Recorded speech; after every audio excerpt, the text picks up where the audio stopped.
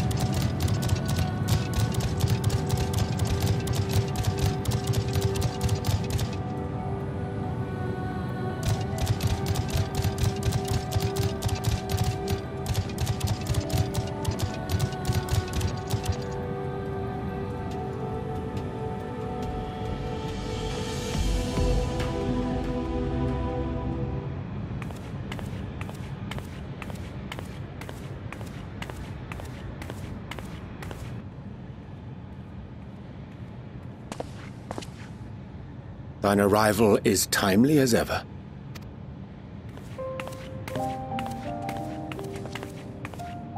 Thou didst chance to overhear my conversation with Livingway, I presume?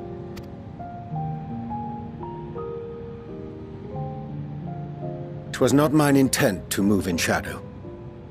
Nevertheless, I have been asked to do that and more yet again. Is it so plain that these strangers could intuit it at a glance? My capacity for silence and secrecy and duplicity? And Graha'tir did contrive to deliver the first at the price of his own life. I was complicit in the scheme. A sacrifice averted for a mercy. Would that I could say the same for Minfilia. One life for one world. And by that bloody bargain, brokered by my hand, were the Scions robbed of a dear comrade, and Flamine her beloved daughter. Two souls, whose selflessness was beyond measure, whose resolve was unshakable. They would not be moved even had I thought to protest. But protest I did not. Far from it. I pushed them forward. No effort did I make to seek out alternatives, ones that would not demand such terrible costs. That resignation weigheth heavy on my mind, as does the memory of another lost to mine inaction. Dearest Moonbritter, who did face death unflinching, that we might secure a means to bring low the Ascians.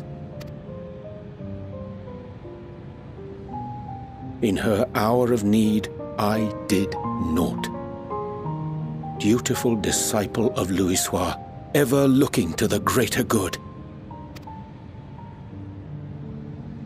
Had I shut mine eyes and bid her live instead, mayhap she would be with us today.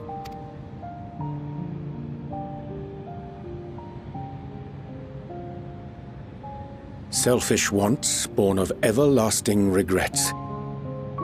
Most days I put them from my mind, but could think of naught else when asked to swallow the same bitter draught.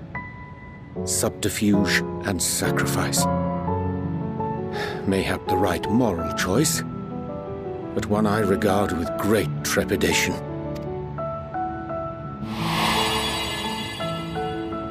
The calamity of Amarot was a tragedy beyond reckoning, one which must never again come to pass.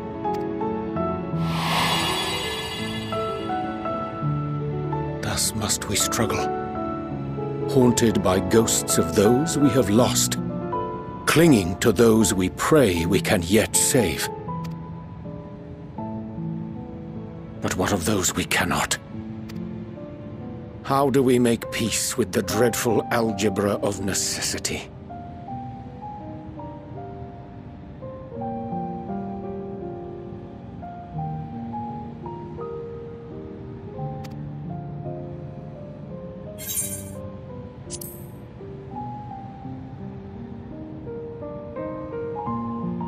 I am not alone in my discomfort, then? 'Tis surprising, though perhaps not. We Scions are wont to debate strategy at length, but are resolute and unwavering in execution. Strange. Scarcely can I remember when last we spoke alone, and so candidly.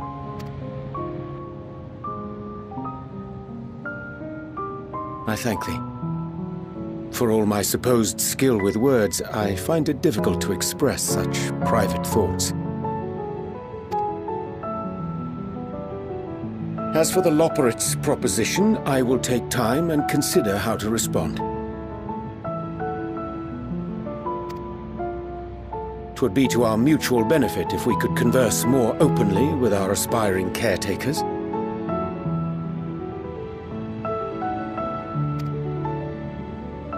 A concern I should be glad to address on the Scion's behalf.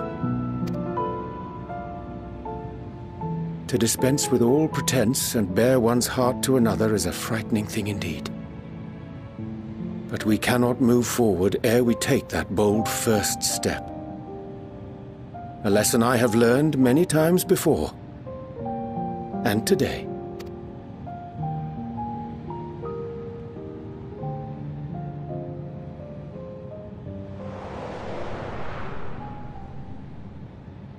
What are they saying? Curse these ears and that barrel! No matter. We've got our plans.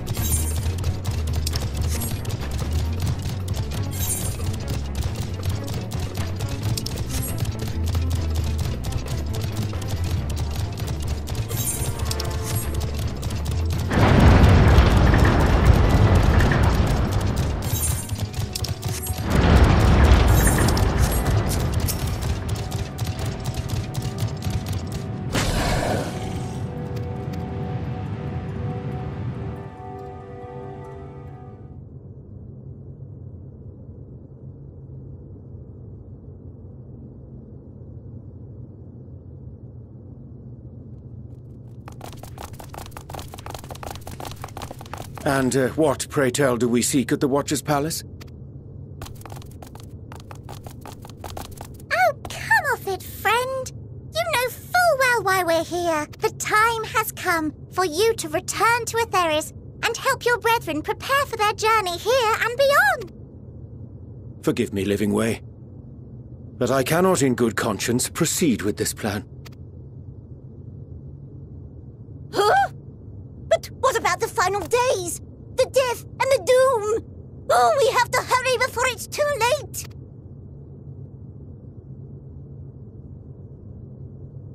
Your unflagging commitment to your duty is endearing, to say the least.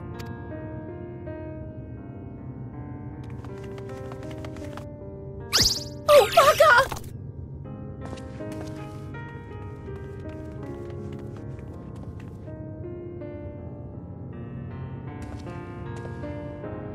Be at ease.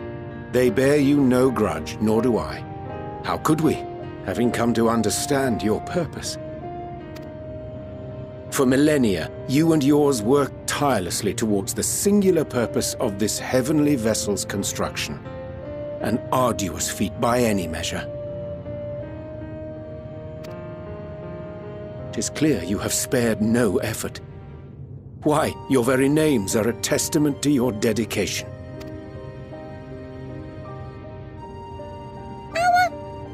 Our names?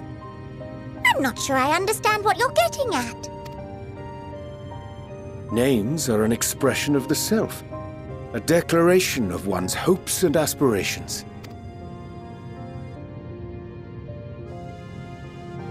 Your use of contemporary, uncomplicated nomenclature doth ensure clarity of purpose.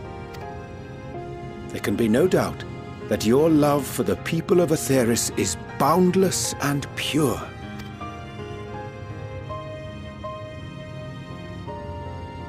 Yes! Yes! A most mellifluous phrasing! We Loporrits were born of Hydaelyn's love for Atheris! That shining, shimmering blue jewel, brightest star in the sky, brimming with life and possibilities. For as long as I can remember, I've toiled in anticipation of the day when this vessel might be needed. All I've ever wanted was to meet those she cherished so dearly, to serve and serve well. That goes for all of us, don't you see? So help us help them. Lead them here where we can keep them safe. If there's anything wrong with what we've built, we'll fix it. We'll make it right.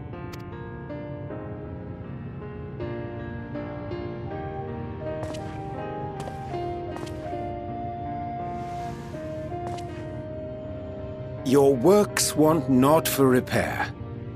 Yet there remaineth much for you to learn of men and your own kin besides. Singing Way, thy name bespeaketh more than the simple marriage of rhythm and rhyme. The songs of Atheris are beyond counting, and span the length and breadth of emotion. Maps are monuments to man's pioneering spirit and his devotion to charting the furthest reaches of our star. Many have devoted their lifetimes to exploratory pursuits, to venture unto the highest mountains and the deepest oceans in search of unknown frontiers.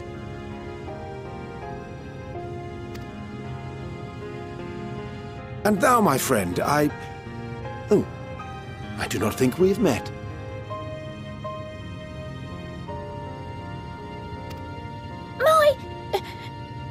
My name is Puddingway. Puddingway? Yes, indeed. A name of deep and abiding significance, I'm sure, but one perhaps better communicated through delicious deeds than tasteless words. A judicious application of fey magics at a later juncture may be appropriate. And Living Way. 'Tis no easy feat to convey the significance of thy moniker. When I was a bookish boy, a dear friend of mine was fond of peppering me with questions as I read, to my occasional annoyance.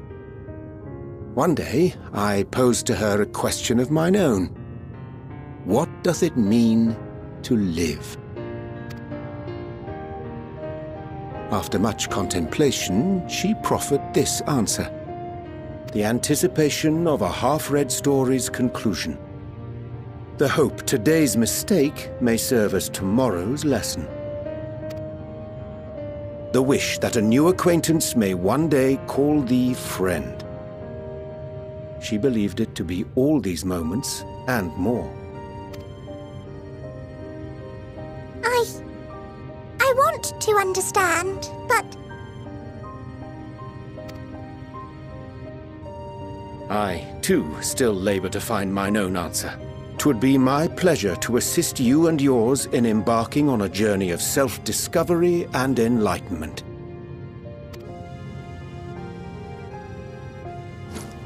For thee.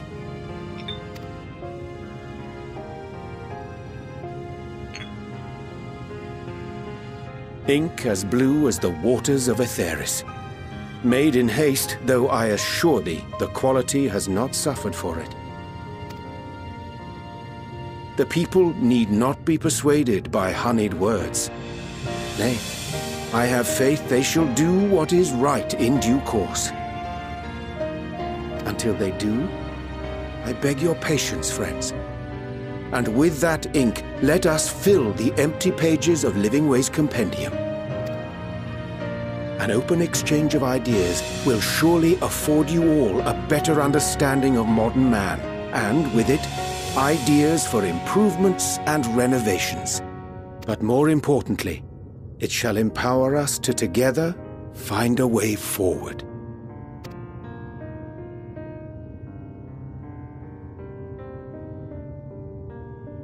I hope you're right. Thank you for this lovely gift.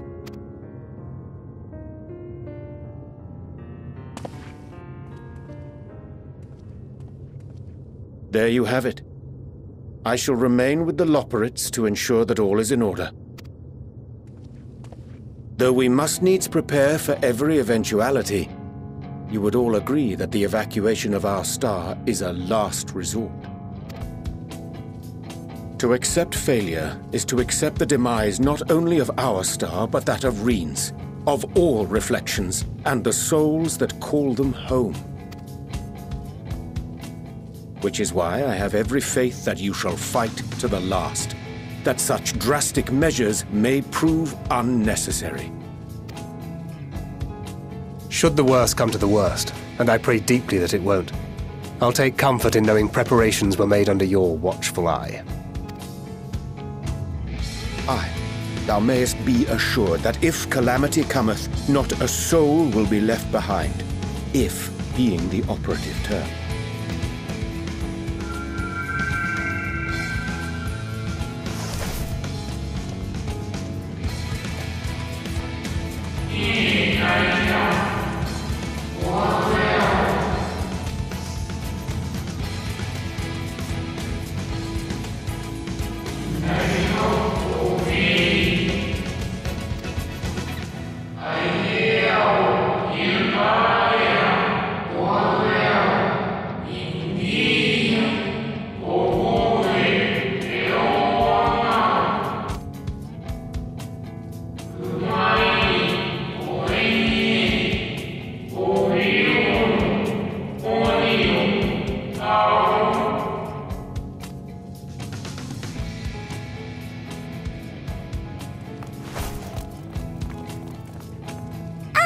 I hate to interrupt, but I feel like I need to make amends for all the secrecy.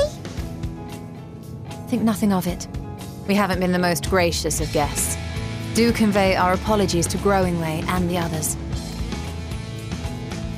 But of course! And when next we welcome more guests from Aetheris, we'll have learned to be much more hospitable hosts. Oh, and circling back to the matter of inappropriate secrecy, we ought to discuss our benefactors. Agreed. The Sharlayan Forum, yes? What? How did you know? The more I heard, the more obvious it became. The Forum's aims align closely with those of your anonymous patrons. A telling coincidence would be an understatement.